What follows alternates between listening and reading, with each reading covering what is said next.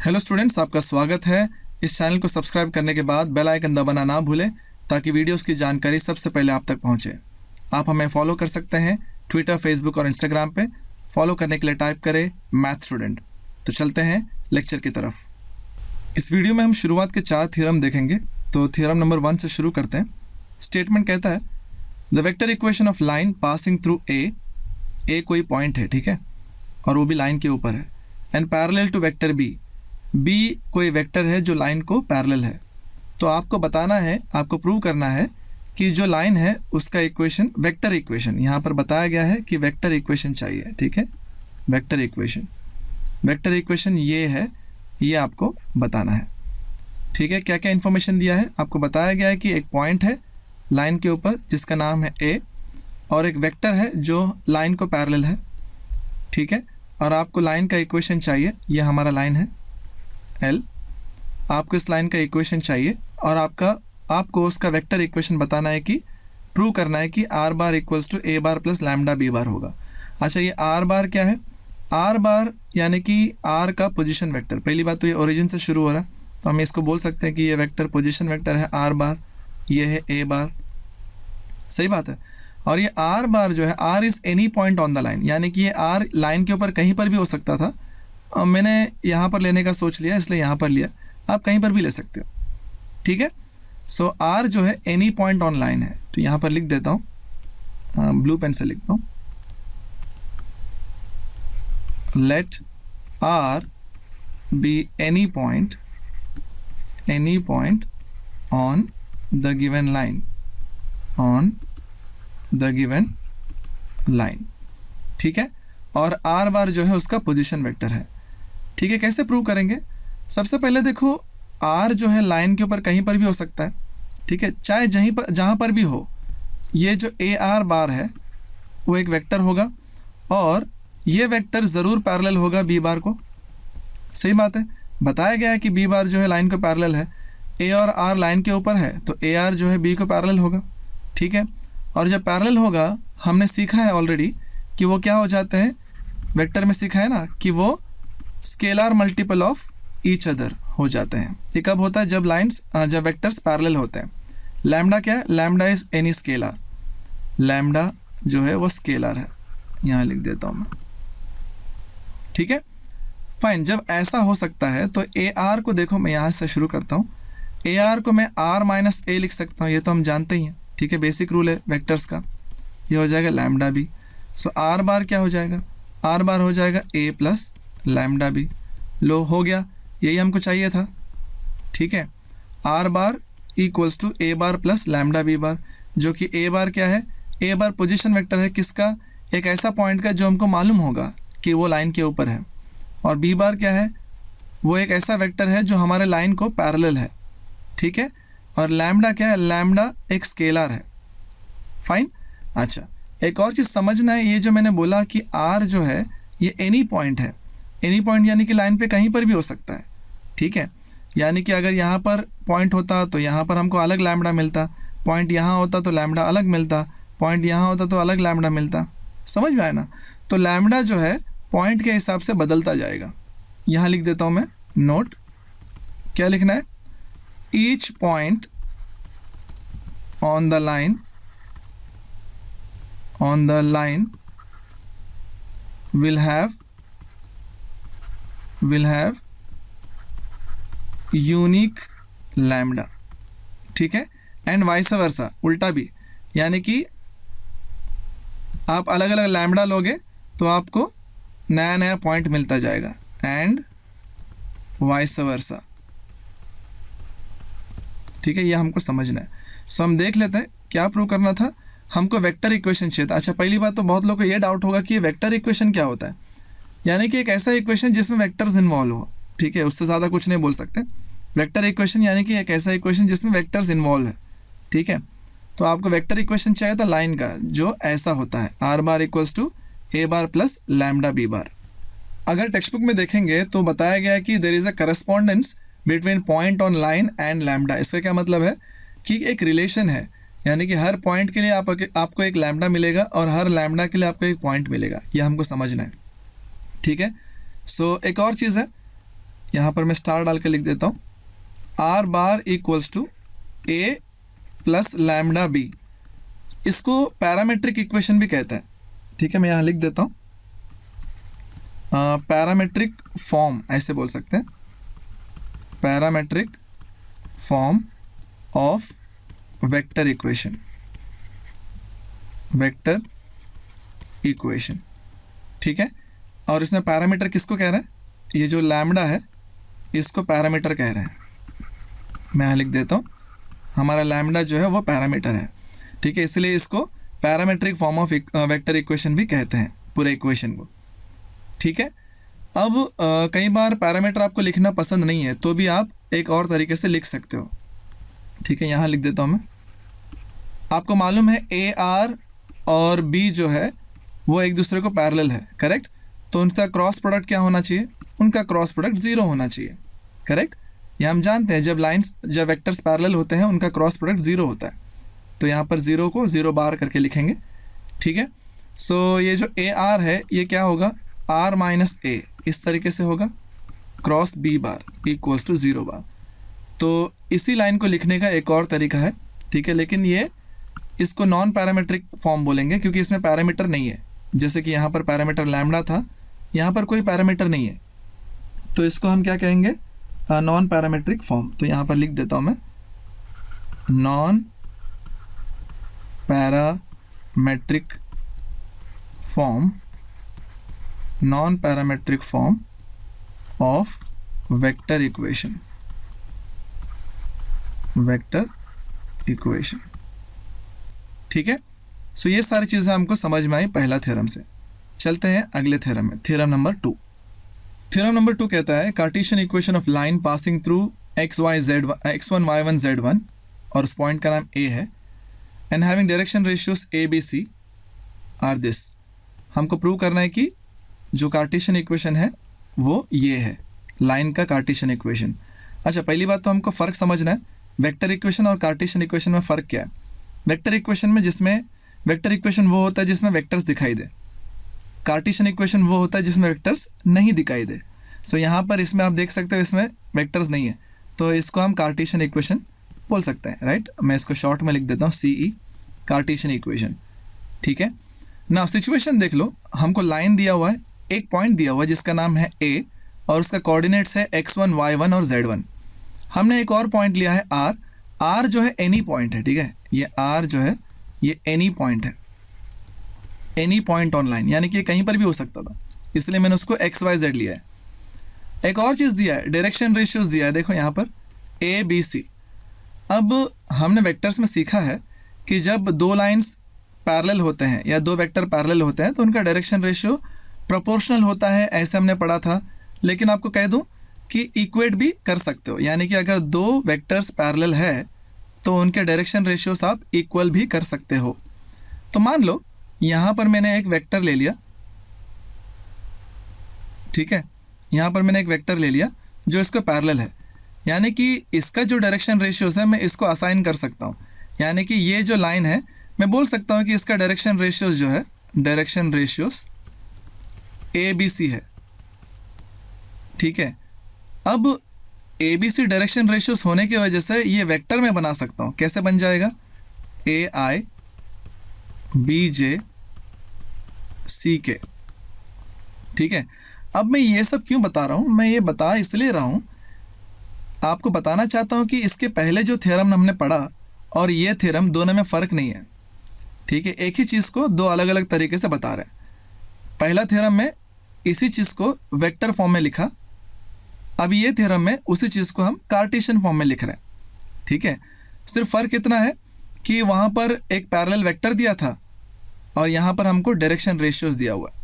So basically direction ratio से vector दोबारा बना सकते हैं हम जो उसको पैरेलल है, कोई बड़ी बात नहीं है। सो यानी कि मैं ये बताने की कोशिश कर रहा हूँ कि सिचुएशन वही है। क्या सिचुएशन है, आपके पास एक पॉइंट है, ठीक है, और एक वेक्टर है जो पैरेलल है। अगर पैरेलल वेक्टर नहीं दिया है तो डायरेक्शन रेशियो है जिससे आप बना सकते हो वेक्टर को, ठीक है। सो सिचुएशन में कोई फ़र्क नहीं है। सो फ़र्क इतना है कि ये कार्टेशियन फॉर्म है बस, ठीक है, और वो वेक्टर फॉर्म था, ठीक है। सो होप आपको समझ में आ गया, ठीक है। तो अभी ये जो लाइन एल है, यहाँ पर मैंने नाम दिया है, देखो लाइन एल।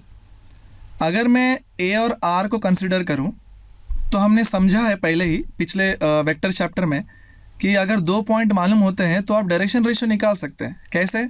बस वो पॉइंट्स को माइनस कर दो, यानी कि एल का डायरेक्शन रेशियो जो है, डायरेक्शन रेशियोस ऑफ एल कैसे हो जाएगा? x minus x1, y minus y1, z minus z1। दोनों पॉइंट के कोऑर्डिनेट्स को सब्ट्रैक्ट कर लेंगे, ठीक है, x x के साथ, y y के साथ, z z के साथ, तो जो मिलेगा वो डायरेक्शन रेशियोस होते हैं, ठीक है। लेकिन हमको direction ratios of L already दिया हुआ है, गिवन वाला क्या दिया हुआ है? हमको दिया हुआ है कि उसका direction ratio a b c है, ठीक है। और हम जानते हैं कि ये दोनों डायरेक्शन रेशियोस एक ही लाइन की बात कर रहे हैं, लाइन एल। तो क्या होना चाहिए? वो प्रोपोर्शनल होना चाहिए, ठीक है, प्रोपोर्शनल होना चाहिए। तो ठीक है, प्रोपोर्शनेट कर देते हैं, यानी कि क्या? x minus x1 divide by a should be equal to y minus y1 divided by b, and this should be also equals to z minus z1 upon c। इस तरीके से होना चाहिए। अब हमने ऐसे लिख दिया है और अब ये देख सकते हैं यही हमारा रिक्वायर्ड इक्वेशन है, रिक्वायर्ड कार्टेशियन इक्वेशन, ठीक है। तो ये हमको समझना है। फाइन, सेम चीज़ है, सिर्फ पिछले वाले में वेक्टर इक्वेशन निकाला, इस वाले में हमने कार्टेशियन इक्वेशन निकाला। सिचुएशन सेम है, हमको एक पॉइंट दिया है और एक वेक्टर दिया रहेगा या तो डायरेक्शन रेशियो दिया रहेगा। तो आप दोनों में से कोई भी, जैसा हमको क्वेश्चन में पूछा है वो तरीका इस्तेमाल करके इक्वेशन का आंसर, उस क्वेश्चन का आंसर निकालना होगा। अगर कार्टेशियन बोला है तो ये निकालें, ये वाला यूज़ करेंगे। अगर वेक्टर बोला है, यानी कि वेक्टर इक्वेशन बोला है, तो पिछला थ्योरम वाला फॉर्मूला यूज़ करेंगे, ठीक है। लेकिन मीनिंग दोनों का सेम रहेगा, ठीक है। तो इन दोनों थ्योरम से हमको कुछ चीज़ समझ में आएंगे जो मैं यहाँ लिख देता हूँ, ठीक है। सम नोट्स, ठीक है। सबसे पहला क्या हमको समझना है, ये जो वेक्टर है बी बार, जिसको हम कैसे लेते हैं? अगर सपोज a1i b1j c1k ऐसा लिया है, तो ये जो a1 b1 और c1 है, ठीक है, वो डायरेक्शन रेशियो हो जाएंगे लाइन के, ठीक है। a1 b1 c1 are direction ratios of line L, ठीक है। यही तो मैंने बताया, बेसिकली थोड़ा मतलब इसी को बताया मैंने, लेकिन अलग तरीके से बताया। लाइन का डायरेक्शन रेशियो दिया था, उस देखो ए बी सी दिया था, उसको यूज़ करके मैंने वेक्टर बना दिया ना, जो पैरेलल है उसके साथ। यहाँ पर रिमार्क में क्या बोल रहा है? अगर वो वेक्टर हमको ऐसा दिया है तो a1 b1 c1 क्या होगा? लाइन का डायरेक्शन रेशियोस है ना, वही चीज़ हो गया ना, सेम चीज़ हो गया, ठीक है।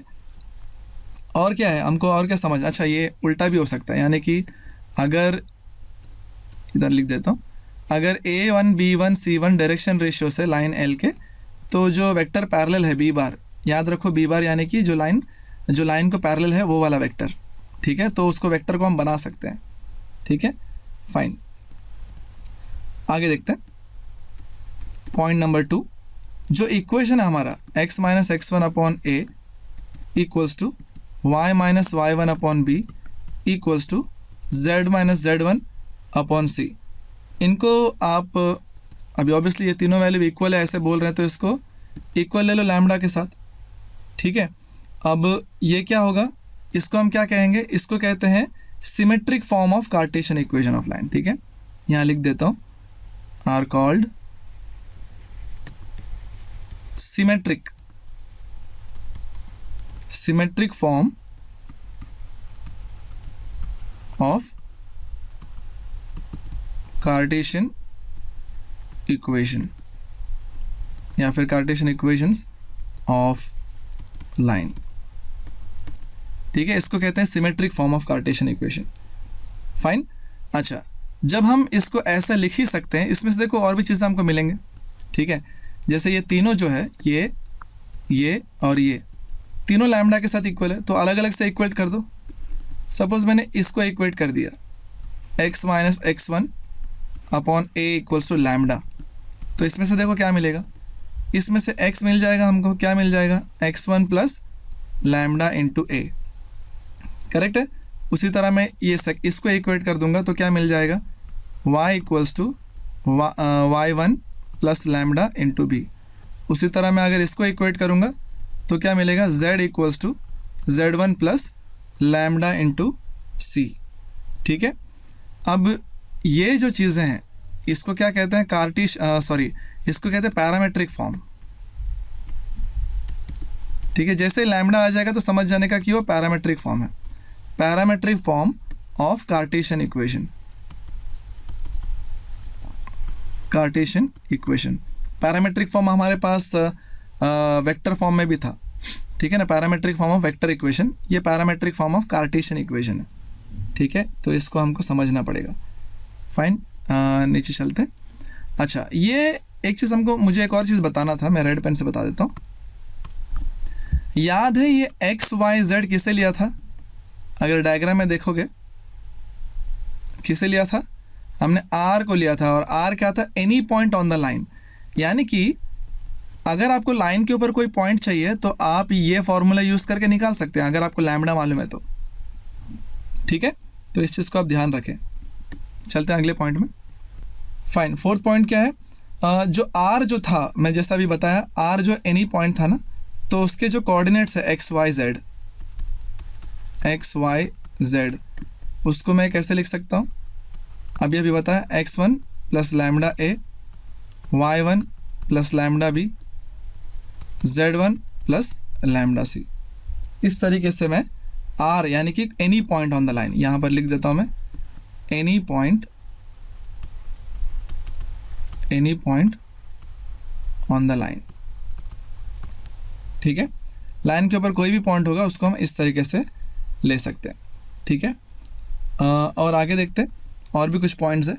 अगला पॉइंट नंबर 5 यहाँ लिख देता हूँ मैं।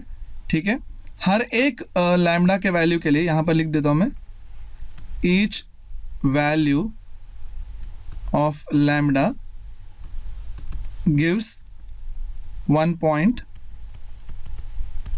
On the line. यानी कि आप लैम्डा का वैल्यू बदलते जाओ, आपको लाइन के ऊपर नया नया पॉइंट मिलता जाएगा। ठीक है, ये इसका बोलने का मतलब है। ठीक है, और वैसे ही अलग अलग पॉइंट लेंगे तो अलग अलग लैम्डा भी मिलता जाएगा, वाइस वर्सा रिलेशन है ये। ठीक है, अच्छा, जब भी हम सिमेट्रिक फॉर्म ले रहे हैं, सिमेट्रिक यानी कि x minus x1 upon a, y minus y1 upon b, z minus z1 upon c, इसको सिमेट्रिक फॉर्म बोलते हैं ना। जब भी हम सिमेट्रिक फॉर्म ले रहे हैं तो इसका मतलब ये है कि ये जो a है, ना ही वो ज़ीरो होगा, ना ही b ज़ीरो होगा, ना ही c ज़ीरो होगा। अगर ऐसा हुआ तो लाइन का इक्वेशन हम सिमेट्रिक फॉर्म में नहीं लिखना चाहिए। फिर हम कहाँ पर क्या यूज़ करना चाहिए, फिर पैरामेट्रिक फॉर्म लिखना चाहिए। पैरामेट्रिक फॉर्म कौन सा है, x equals to x1 plus lambda a, y equals to y1 plus lambda b, z equals to z1 plus lambda c। ठीक है, याद रखना है हमको, जब भी अगर a b c तीनों में से कोई भी एक अगर ज़ीरो होगा तो हम सिमेट्रिक फॉर्म में नहीं लिखेंगे, हम तभी यूज़ करेंगे पैरामेट्रिक फॉर्म जो यहाँ पर हमारे पास है। ठीक है, चलते हैं अगले पॉइंट पे, पॉइंट नंबर 7। जैसे हमने पॉइंट ए को लिया था, ए फिक्स पॉइंट था, क्या लिया था हमने, x1 y1 और z1। अभी मान लो लाइन का मुझे डायरेक्शन कोसाइंस मालूम है, राइट। डायरेक्शन कोसाइंस क्या होते हैं, डायरेक्शन कोसाइंस L, M और N। अगर जब डायरेक्शन कोसाइंस मालूम है तो ये हम डायरेक्शन रेशियोज़ के जगह पर लिख सकते हैं। यानी कि ये जो R है इसके अंदर देखो A, B और C क्या है, डायरेक्शन रेशियोज़ है ना, उनके जगह पर डायरेक्शन कोसाइंस को हम लिख सकते हैं। ठीक है, हमने ये सीखा है वेक्टर्स में कि मतलब चेंज नहीं होगा, मीनिंग सेम रहेगा। सो यानी कि अगर मैं अभी R लिखने जाऊँ डायरेक्शन कोसाइंस को यूज़ करके तो मैं कैसे लिख सकता हूँ, एक्स वाई जेड यानी कि एनी पॉइंट, ये होगा x1 प्लस लैम्डा a के जगह पे L यूज़ कर सकते हैं, करेक्ट। मैं यहाँ पर स्क्वायर ब्रैकेट डाल देता हूँ, यहाँ पर y1 प्लस लैम्डा m लिख सकते हैं और यहाँ पर z1 प्लस लैम्डा n लिख सकते हैं। ठीक है, यानी कि अगर डायरेक्शन कोसाइंस पता होगा तो आप r को इस तरीके से भी लिखकर पता लगा सकते हैं। ठीक है ना। अगर अभी a और r के बीच में डिस्टेंस निकाले, a और r के बीच में डिस्टेंस निकाले तो क्या होगा, डिस्टेंस फार्मूला से दोनों का कोऑर्डिनेट्स पता है, दोनों के x को माइनस करो, y को माइनस करो, z को माइनस करो और उनका स्क्वायर कर दो और फिर ऐड कर दो। तो ये क्या हो जाएगा, देखो x1 plus lambda l minus x1 the whole square, यहाँ पर y1 plus lambda m minus y1 the whole square, z1 plus lambda n minus z1 the whole square. ठीक है, नीचे चलते हैं। तो ये क्या होगा देख लो, ये x1 और x1 कैंसिल, y1 और y1 कैंसिल, z1 और z1 कैंसिल, बचा क्या, लैम्डा स्क्वायर l स्क्वायर, यहाँ पर लैम्डा स्क्वायर m स्क्वायर, यहाँ पर लैम्डा स्क्वायर और n स्क्वायर। लैम्डा कॉमन ले लो, क्या बचेगा, l square plus m square plus n square. Correct. हमने देखा है कि लाइन का जो डायरेक्शन कोसाइंस अगर मालूम है और वो l, m और n है तो उनको स्क्वायर करके ऐड करने से हमने ये थ्योरम भी देखा था कि वो क्या हो जाता है, 1 हो जाता है। ठीक है, यानी कि अगर हमको डायरेक्शन कोसाइंस मालूम है तो हमको AR स्क्वायर क्या देगा, AR स्क्वायर हमको लैम्डा स्क्वायर देगा। ठीक है, इससे हमको क्या समझ में आया कि AR जो होगा वो मॉड्यूलस ऑफ लैम्डा होगा, यानी कि प्लस माइनस लैम्डा। ठीक है, तो हम इस तरीके से यहाँ पर इसको रोकेंगे। तो हमको समझ जाना है कि अगर हमको डायरेक्शन कोसाइन मालूम है तो लैम्डा भी मिल जाएगा। ठीक है, सो ये थे कुछ रिमार्क्स। चलते हैं क्वेश्चन थ्योरम नंबर 3 में। थ्योरम नंबर 3 दिया हुआ है, स्टेटमेंट है the equation of line passing through a जिसका पोजीशन वेक्टर है a बार एंड b जिसका पोजीशन वेक्टर है b बार, और उसका वेक्टर इक्वेशन ये है, हमको ये प्रूव करना है। वेक्टर इक्वेशन क्यों बोल रहा हूँ, क्योंकि इस इक्वेशन में वेक्टर्स है। ठीक है, अच्छा सिचुएशन देखो, ये थोड़ा अलग सिचुएशन है। पिछला सिचुएशन कैसा था, उसमें एक पॉइंट था और एक लाइन था, सॉरी एक पॉइंट था और एक वेक्टर था जो पैरेलल था, लेकिन यहाँ पर 2 पॉइंट है लाइन के ऊपर। ठीक है, ये हमारा लाइन L है। फिर से बता रहा हूँ, पिछले वाले सीन में लाइन के ऊपर एक ही पॉइंट मालूम था हमको और एक वेक्टर मालूम था जो लाइन को पैरेलल है। यहाँ पर हमको 2 पॉइंट मालूम है A और B, तो ये सीन थोड़ा अलग है। और इस बार हमको इक्वेशन देखो, इक्वेशन भी थोड़ा अलग दिख रहा है ना, R bar equals to A bar plus lambda multiplied by B minus A bar. ठीक है, फाइन। देन कैसे निकालेंगे ये, सबसे पहले ये देखो R क्या है, R जो है एनी पॉइंट है, जैसा पिछला वाले थ्योरम में भी लिया था हमने, R is any point on the line. ठीक है, सो हम ये देख सकते हैं कि AR एंड AB ये दोनों भी कोलिनियर है। ठीक है, R कोलिनियर यानी कि एक ही लाइन पे है। इसका मतलब क्या हुआ, उन दोनों को हम स्केलर मल्टीपल ऐसे बोल सकते हैं। और लैम्डा क्या है, lambda is any scalar. Correct. तो इससे क्या मालूम पड़ा, ये AR को हम लिख सकते हैं R माइनस A, सही बात है, लैम्डा, और ये AB को लिख सकते हैं B माइनस A। ठीक है, अब इसमें से ये A को ऐड कर दो तो ये इस तरीके से हो जाएगा B बार माइनस A बार। तो यही हमको चाहिए था, तो ये हमारा वेक्टर इक्वेशन है। सिचुएशन क्या है, अगर लाइन के ऊपर हमको 2 पॉइंट मालूम रहेगा तो ये हमको वेक्टर इक्वेशन बताएगा। ठीक है, अब इसमें आप देख सकते हो लैम्डा है, तो ये हमको, इसको हम क्या बोल सकते हैं, पैरामेट्रिक फॉर्म। ठीक है, पैरामेट्रिक फॉर्म। तो ये सब चीज़ हमको ध्यान रखना है, parametric form of vector equation, vector equation.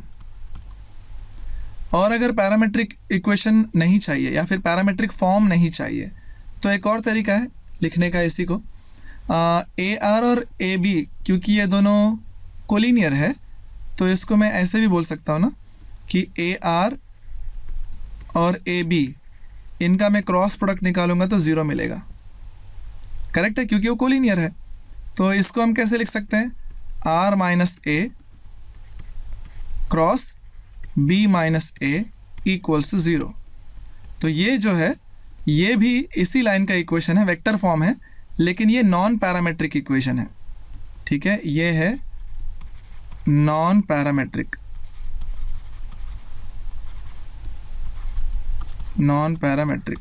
ठीक है इक्वेशन। फाइन, तो ये है पैरामेट्रिक इक्वेशन, ये है नॉन पैरामेट्रिक इक्वेशन, लेकिन दोनों भी वेक्टर इक्वेशन है। फाइन, तो ये थ्योरम में इतना ही है। अगले थ्योरम में चलते हैं, थ्योरम नंबर 4। थ्योरम नंबर 4 का स्टेटमेंट है the Cartesian equations of line passing through, यहाँ पर भी 2 पॉइंट दिया हुआ है ए और बी, उनका कोऑर्डिनेट्स दिया हुआ है और हमको बताना है कि ये जो है लाइन का इक्वेशन है। ठीक है, ये बहुत ही सिंपल एक थ्योरम है। ठीक है, मैं यहाँ पर अगर डायग्राम से बता दूँ तो यहाँ बना देता हूँ। ये एक लाइन होगा L और हमको 2 पॉइंट मालूम होगा लाइन के ऊपर, एक है A और दूसरा है B। उनका कोऑर्डिनेट्स भी पता है x1 y1 z1 और इसका है x2 y2 z2। इस तरीके से सिचुएशन है, तो हमारा कार्टेशियन इक्वेशन लाइन का इस तरीके से आएगा, ये हमको बताना है। ठीक है, बहुत ही आसान है। हमको एक और पॉइंट भी लेना पड़ेगा R, जो अननोन रहेगा, जो कोई भी पॉइंट हो सकता है, तो उसको हम क्या लेंगे x y z। ठीक है, अब हम देख सकते हैं ये जो डायरेक्शन रेशियोस है लाइन L के। ठीक है, हम क्या करेंगे, हम पहले A और R यूज़ करके डायरेक्शन रेशियोस निकालेंगे। ठीक है, direction ratios of line L, किन दोनों को यूज़ करके, A और R। हम जानते हैं जब हमको 2 पॉइंट पता होता है तो उनको सब्ट्रैक्ट करेंगे तो हमको डायरेक्शन रेशियोस मिलता है। तो यानी कि डायरेक्शन रेशियो क्या हो जाएगा, x minus x1 y minus y1 z minus z1। ठीक है, बिल्कुल इसी तरह अगर हम डायरेक्शन रेशियोस